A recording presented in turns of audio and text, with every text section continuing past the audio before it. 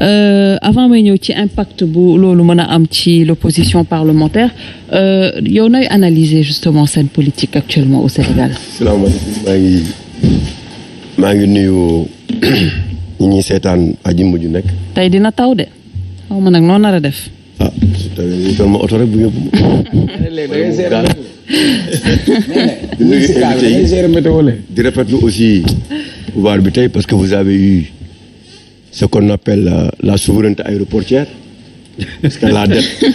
nous avons eu le Sénégal. waaw nous avons la dette de l'AIBD a été épurée définitivement. loolu quand même lu am solo la parce que on peut pas toujours parler de politique il faut qu'on parle un peu de développement nit ñi xam mais loolu aussi ñu ngi koy rafetlu mais on le veut aussi autant sur autoroute à péage pour que demain très rapidement pour que ñu mën a au moins retrouver suñu souveraineté waaw parce que ñu ci loolu la ñuy dox ci développement la ñuy dox ci lépp la ñuy def rek dañu bëgg mu tendre vers ce développement là donc c'est pour vous dire que ku def lu baax ñu wax ko bu ñu gisee safaan ñu wax ko li am ñëpp a ko rafetlu lu ñu war a fay 2029 ñu fay ko en 2022 loolu ñëpp a koy rafetlu donc AIBD nekk 100% appartenir à l'État du Sénégal et aux Sénégalais ça c'est une très bonne chose donc ñun si loolu la ñuy dox ci loolu la ñuy yëngatu chaque fois bu ñu ko gisee dañ koy wax bon maintenant ne élection yi il faut ñu jàngat ko lucidement par rapport à ce qui se passe c'est 1 million de voix la Yewwi am 1,71 million et comme ça Wallu a eu 400 et quelques mille voix Benno a eu presque si tu multiplies Yewwi et Wallu c'est ce que Benno a eu tu as dit multiplier additionné quoi je veux dire ça fait presque 1 million waaw yooyu quoi 1,5 million maintenant man nekk tëbatuma ci logique gu pouvoir jusqu'où l'opposition est prête à y aller par rapport à ce qui se passe man foofu laa nekk c'est-à-dire c'est grâce à une unité d'une coalition si la ñu amee aujourd'hui ce qui est historique dans ce pays lu musul am ci Sénégal am na mooy ci unité ci coalition si la ñu gisee pouvoir bañ a am une majorité absolue à l'Assemblée nationale qui est une très grande chose qui est historique d'ailleurs c'est pourquoi j'ai salué le fait que l'opposition n'a pas fait de recours parce que xam nañu c'est inutile c'est déjà une victoire ce qui se passe maintenant il faut que ñu dem. il y a eu le recours d'Alassane Sène. waaw non mais non le recours non. Alassane Sène naataange. non xam nga yooyu. ah mais recours là waaw d'accord mënoo ko jël à la légère. mais xam nga y a des waaw d'accord nangu naa ko mais y a des coalitions de souveraineté qui sont là. ah waaw mais ba léegi. yaa ngi dégg y a des coalitions de souveraineté qui sont là. mais Omar lan mooy coalition de souveraineté. waaw mooy ñi nga xamante ni ne au moins tey xam nañ ne c'est eux qui pèsent. ah ok léegi yeneen ñoom ñooy peser quoi maintenant.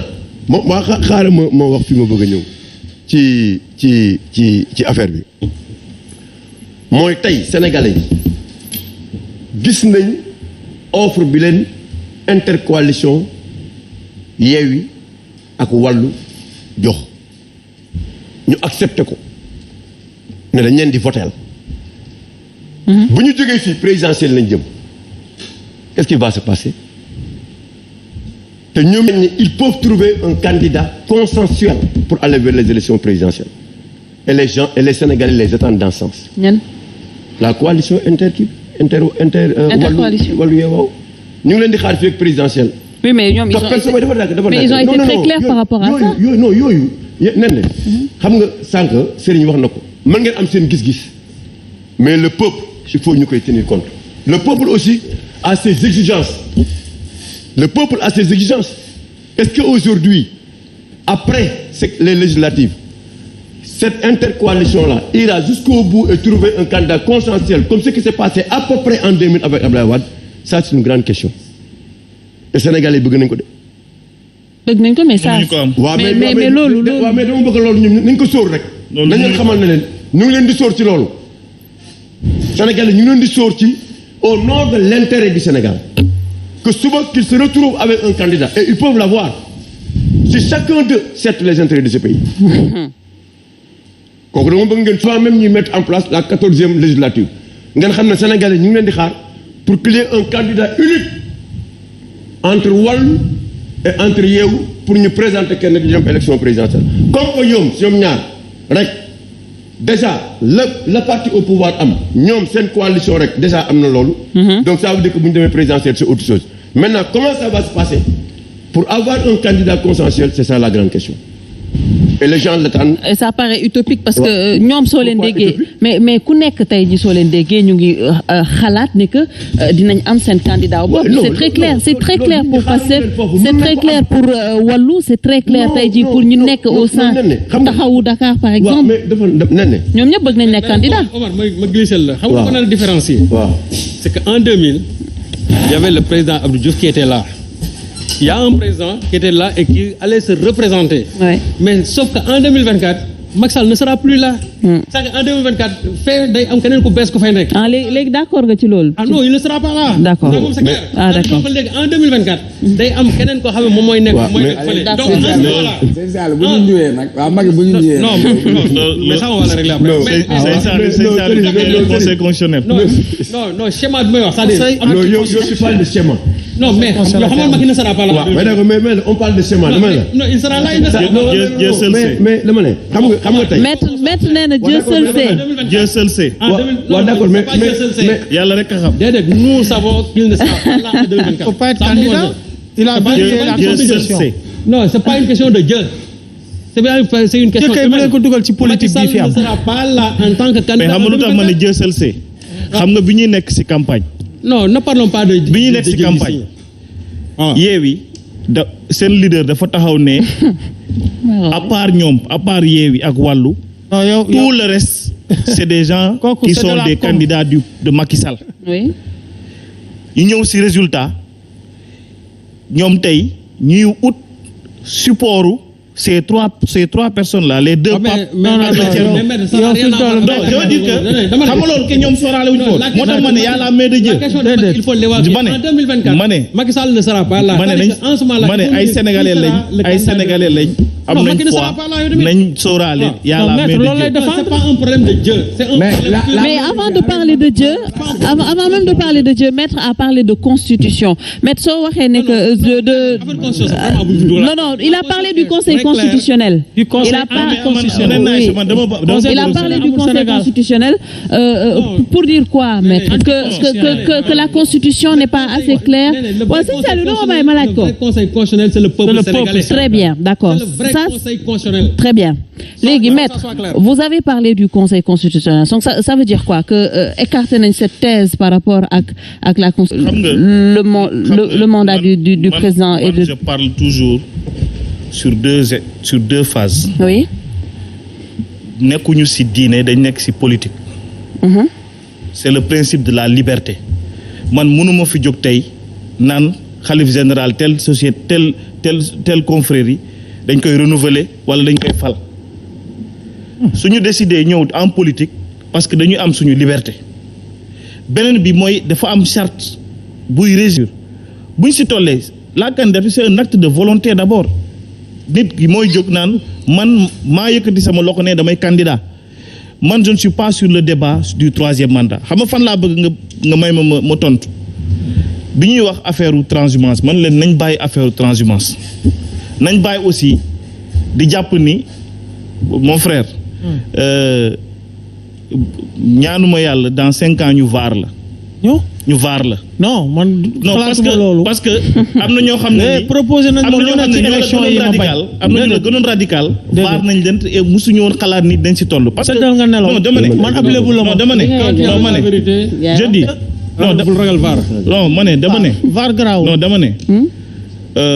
ñun nu ñuy defee politique professeur yaa ngi wax suñu dimension intellectuelle ñun fii defuñu dimension intellectuelle politique.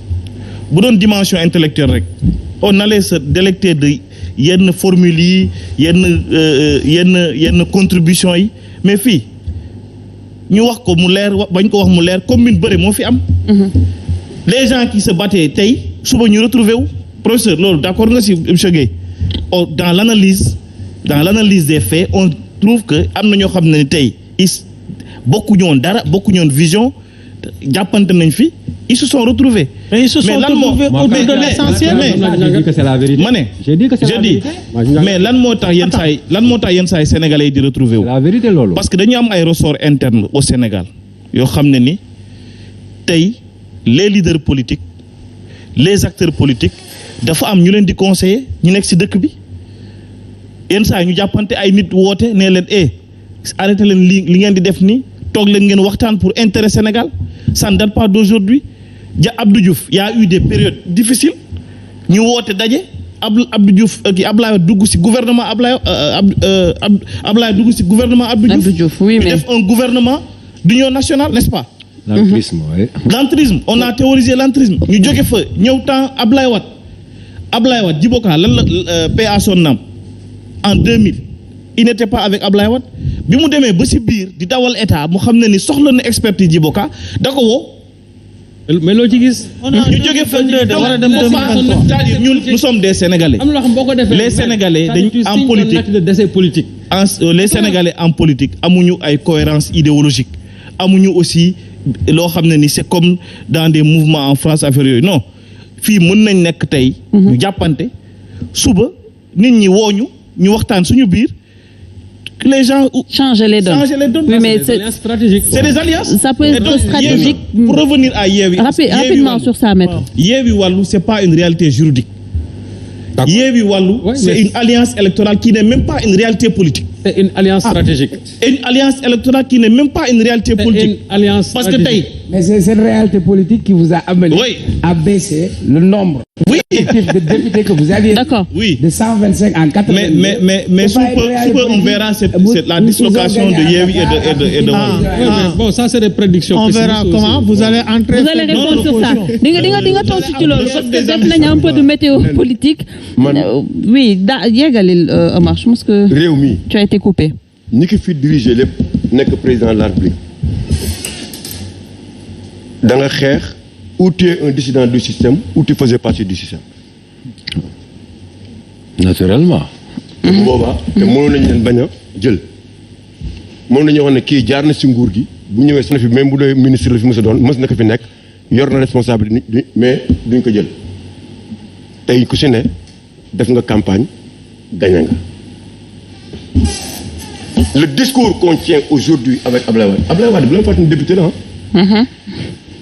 mënoon nañ ko may mu noppalu ji nag. moo war a jiite séance bi. waaw parce que moo ci mag. moom mënoon nañ ko may mu noppalu. non waxuma sax Pape Diop. mais déjà Ablaye Wade. avec tout le nombre de députés qu'il a eu sans battre campagne. C'est une question que les gens devaient se poser. Il est là-bas. day dem Assemblée nationale. kooku bu leen ko ñu fàtte.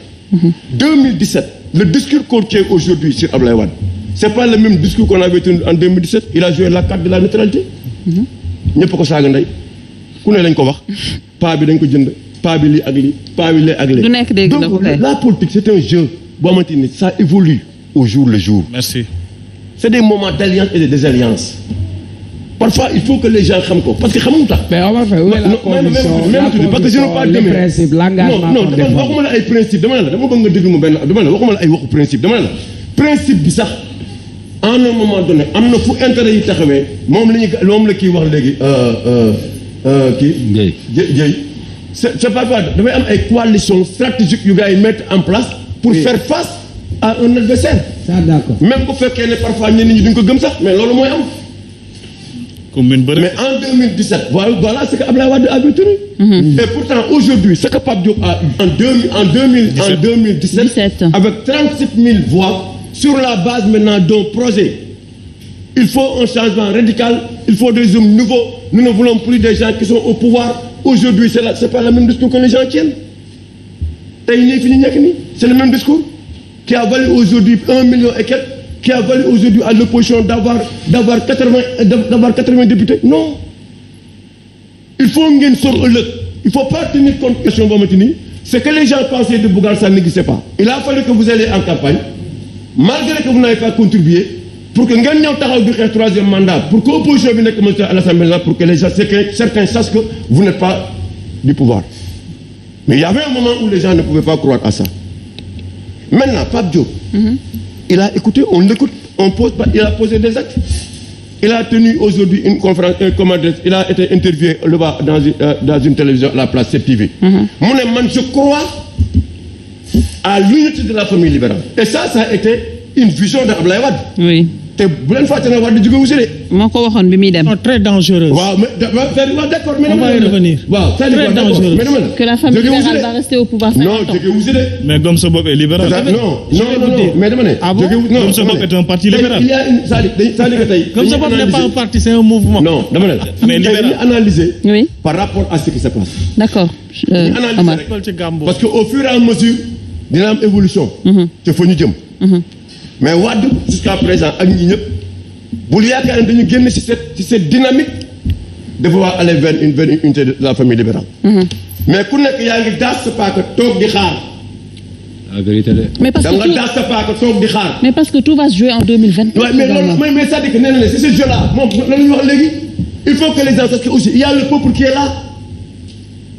Il faut gars, malgré les jeux, il y a le peuple qui est là, qui regarde, qui observe, qui a réglé le problème aujourd'hui d'une majorité absolue à l'Assemblée nationale. Oui. C'est le peuple qui l'a réglé. Ce n'est pas à travers la rue ou à travers eux, mais ils l'ont réglé à leur manière. Le peuple bétigène vainqueur d'ailleurs. C'est le peuple qui les a du vainqueur. Donc, nous pouvons parfois aussi, tu le sais, nous sommes le peuple. À lui seul, il peut se battre en campagne sans une coalition convaincue, nous sommes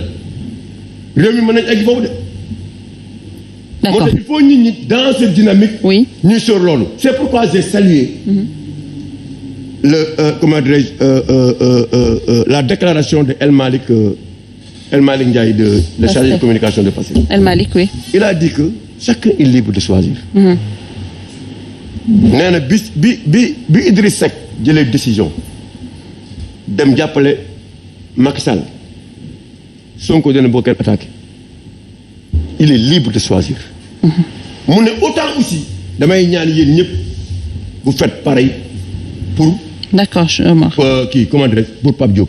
Et je pense qu'en politique aussi, il faudrait que nous, même une position, nous analyser par rapport à sa déclaration.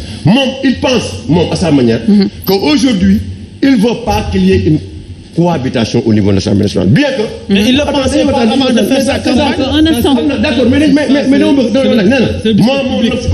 attends. Xam nga Pape.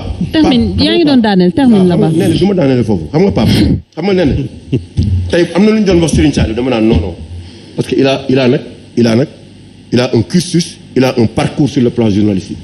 Même si aussi Pape Diop. Même s'il n'a rien dit. Mais non nit da nga koy reconnaître leen mbiram. Aduna yàlla dafa ça c'est acte de grandeur. C'est-à-dire on ne peut pas aujourd'hui reprocher à Pape Diop sa qualité d'homme d'affaires depuis du temps où Wade était dans l'opposition. Wade du ko weddi. Macky Sall du ko weddi.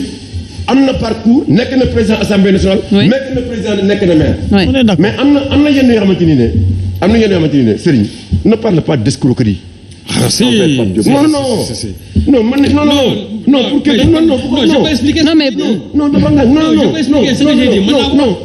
Non, xam nga ku nekk bu la jàppee ce discours yi nga tenir. Mën naa expliquer li ma wax. Non dama ne xam nga Omar loolu la ñu war a changer. Non dama ne.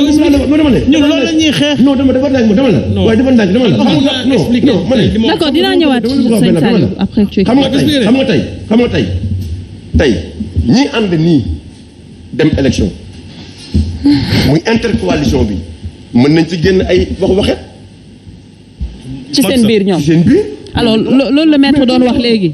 Omar boo déggee ma ne escroquer politique c'est pas par rapport à son choix gis nga choix bi nangul na ko dama ne li ma mënul d'accord mooy tu as déserté l'Assemblée nationale pendant 5 ans ça signifie que assemblée bi intéressé wu la ba pare nga dem jiite benn liste nationale pour ne dañu bëgg assemblée de rupture c'est-à-dire que dans le discours et le comportement moo bokkul parce que yow su fekkee ne Pape Diop pendant ces 5 ans dañ ko gisoon mu actif dans cette législature di rey guddeeg bëccëg bu taxawee son discours peut être crédible mais Pape Diop tey ñu bëri fii ba leen laajoon sax dañu mësuñu xam ne sax ne député la kooku tey est-ce que légitimement war na mën a taxaw de battre campagne dama bëgg a nekk ñu bëgg assemblée de rupture. D'accord loolu laa ne c'est de l'escroquerie politique. Mais son choix je le respecte.